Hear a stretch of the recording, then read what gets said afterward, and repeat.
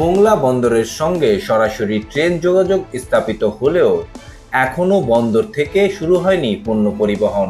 4,261 কোটি টাকায় নির্মিত খুলনা মোংলা এই রেলপথে এখন চলে মাত্র একটি কমিউটার ট্রেন। বাংলাদেশ, ভারত, নেপাল ও ভুটানের সঙ্গে যোগাযোগ ব্যবস্থা উন্নত এবং মোংলা বন্দর ব্যবহার করে কম খরচে পণ্য আমদানি রপ্তানির উদ্দেশ্যে রেলপথটি করা হলেও 1.5 বছরও পণ্যবাহী ট্রেন চালু করা যায়নি।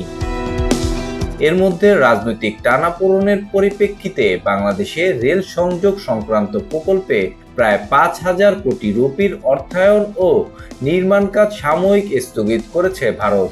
এসব প্রকল্পের মধ্যে অন্যতম খুলনা মোংলা রেলপথ। এ অবস্থায় অনিশ্চয়তার মধ্যে পড়ল মোংলা বন্দর থেকে ট্রেনে পণ্য পরিবহন। গত 20 এপ্রিল বাংলাদেশের সঙ্গে ভারতের রাজনৈতিক টানাপোড়েনের পরিপ্রেক্ষিতে ও শ্রমিকদের নিরাপত্তার কারণ দেখিয়ে রেল সংযোগ প্রকল্প অর্থায়ন ও নির্মাণ কাজ স্থগিত করে ভারত। এই সিদ্ধান্তের ফলে অন্তত 3টি চলমান প্রকল্প থেমে গেছে এবং আরও 5টি প্রকল্প জরিপের কাজও বন্ধ হয়ে গেছে।